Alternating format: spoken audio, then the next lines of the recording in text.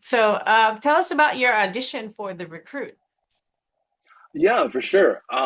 So I essentially came back from a vacation. I had just left my job. I was a lawyer at a company before. I had just left my job, had gone on an Eat, Pray, Love kind of 5 week tour to kind of celebrate being free from the shackles, so to say. And I came in and I just got an audition from my team in Canada, and the States about this show that was coming up. And I had read the name The Recruit, and I had been such a fan of season one that I got super excited about it. And the character was really interesting. Um, and so I kind of just jumped at the bit to try to be a part of this really great story. Right. And what is your character, G-Men, like? Yeah, I mean, G-Man is a demon, I would say, in like human form. He is lovely, and I think he has a good heart, but I think he is, you know, very willing to take risks, which is very different from me. He's a gangster informant for the Korean National Intelligence Service, and he kind of plays both sides and ultimately gets himself into some trouble more than he bargained for, I believe. So yeah, And you did watch season one then before you yes, yes, were yes. okay. So Yeah, it was really great to be a part of it. And I remember watching it being like, oh my God, this show's great. And I hadn't even yeah. started acting or being in the industry at that time. So when Wow. I got the audition, I was like, oh wow, I know this. Like this is I know this show. Yeah. Yeah, that's nice when it's something you know already and like. And the show has a Yeah, lot yeah, of yeah. humor in it.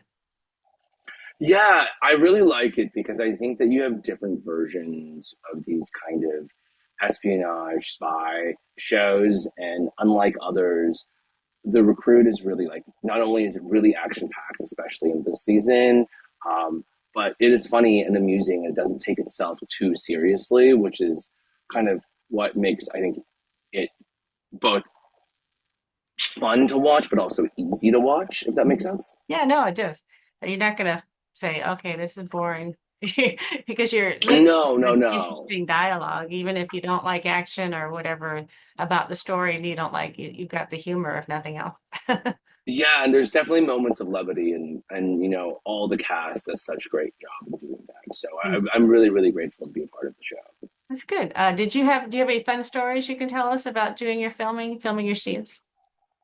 Yeah, I mean, I will say again, this was my first job. Ah, Effectively, I had just started acting, and I remember going on set, and I it was my first day on set. I was already kind of intimidated because I was working with Noah and Teo, and they were so great and so heartwarming and such kind people. But for me, I had imposter syndrome clearly, and I I don't know if it was a fun situation per se that happened, but I felt it was like awkward and funny where we had to do a zoom in shot for one of the scenes that we were filming, and they called it a three step, and I had absolutely no idea what what that was because I'd never heard that term before. And I just remember staring blankly at the director and looking at Teo, being like, "Oh goodness, God, please help me. What does this mean?" And it was that moment of terror, of being like, "I did not study this term. This was in no books." And they were just so kind to show me oh, that's what it was good. like for being a zoom in shot, and it was really a testament to their um, generosity for newcomers and their lack of ego. And for me, not only was it a great learning moment on a technical sense, but to be able to kind of really feel comfortable with this team that I was part of. Oh, that's Very funny though, I will say. good. Everyone looked at me and I was like, I don't know what's going on. Yeah. That is funny. And did you have to have any special skills before you filmed your scene? I mean, I won't say special skills. I have to speak Korean, so that's Oh, a special skill, I guess. Language is something, especially like the character himself. He says a lot of words that I would never really say in regular day life, and sometimes there's tonations that are different. So definitely in that sense, kind of improving the language skill and understanding the culture. of how certain dialects are spoken was really interesting to me. Um, and then I guess, there's some stunts that have to be done. So a little flexibility, a little backflipping here and there helps. So those two really. But you already know how to do the martial arts stuff, right? Yes, I have taken martial arts. I can do martial arts, but I think that I won't say I'm as fluent in it as I would like to be. And I haven't done a backflip Yep. in a very long time. It's at least definitely not in martial arts. Like there's a scene where I have to kind of roll backwards and we did it on a mat. And I remember being like, yeah, I can do this. I'm totally like a gymnast in grade school. I've done a backflip before. It wasn't the same, but like it walked me through it very very kindly. Oh, that's good. Yeah, it sounds like they were really helpful. Very much so, very much so. So, you're working a movie too called Lily, is that right? Yeah, yeah.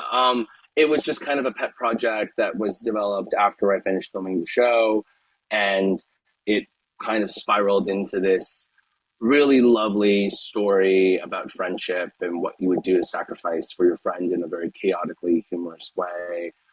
I would say it's reminiscent of a Harold and Kumar, and uh, currently we're raising funds for it. We already have funds in the bank, and we're really in the thick of taking it out. And so I'm really excited about the story itself and the process of it because again, it's still very new.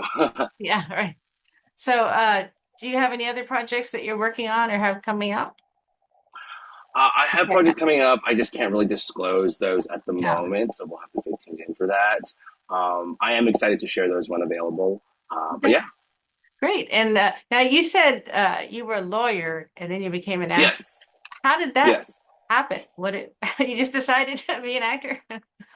Well, kind of, yes. I mean, I have switched a couple careers in my day. I was a pre-med student, and then I ended up I told my parents I didn't want to go to medical school after kind of interning in Korea. And decided to find myself again and did some Eat, Pray, Love, became a cook in Thailand for a little Wow. bit and came back and, as the son of and an only child of an Asian immigrant family, they were like, we need a professional. And so Yeah. I went into law school primarily to kind of appease my family. Um, I did find it very interesting, and I really loved the business and technology aspect of being an attorney. Ultimately, I knew that it wasn't really my path. So that kind of transition into acting was, um, I would say, like quite well thought out. I would more than just like a hey, let's go do this tomorrow. I had reached a level in my career where I thought that in all technical senses I had made it. Like this was a life now. I've like gone to a big lovely suits law firm. I was able to leave that firm and go in-house at a company and have a lifestyle now instead of working 16-hour days. And I recognized after a while that I wasn't happy and I was confused about like, is this it? This pathway of climbing the corporate ladder just didn't really appeal to me. So I did a lot of like internal thinking, tried a lot of hobbies, um, you know, pottery, painting, texture art, singing, and acting was really what stuck. And I had some really, really great friends, new friends that encouraged me to say like, hey, you know, I think you can do this. Like I've seen some of the work that you've done just like for fun, casually, and um, conveniently at that same period of time, we got new management at my company, and it really changed the entire company culture. So it felt oh. like a sign from the universe. Um, and so I kind of decided, being like, if I'm gonna do this now, I've always loved storytelling. I love, you know, the aspect of communicating through empathy and the medium of film and TV. Like, I don't want to regret this when I'm older for not doing it. Worst comes to worst, I'll be a lawyer. You know what I mean?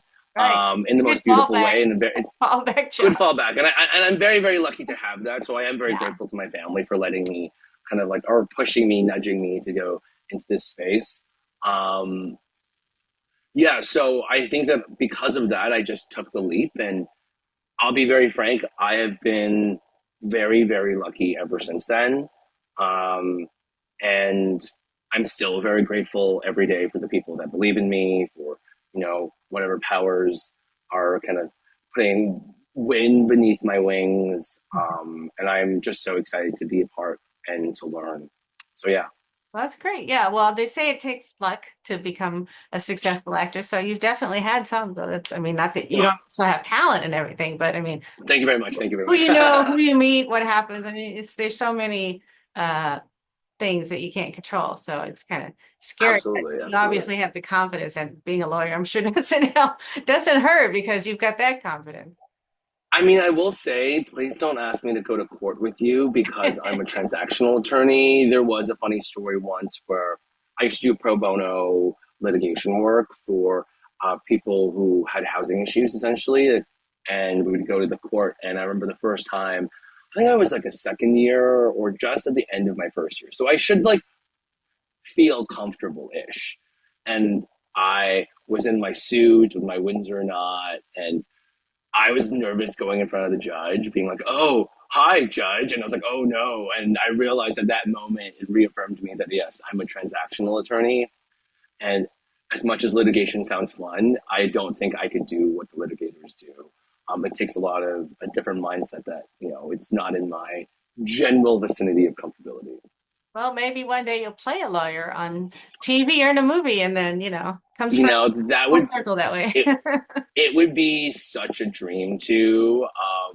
Everyone always tells me, "Oh man, you should do Suits LA. You would do all this stuff," and I was like, it's actually really funny because I would love to be on a legal show or a show about being in Silicon Valley, just because I used to live and work there, and I know all the jargon. It would be kind of embodying a sense of myself and something beyond myself, which would be very, very fun. Oh, that's great. Well, thank you for talking to me today, and I wish you luck with Of everything. And I course, look forward to seeing what else you do.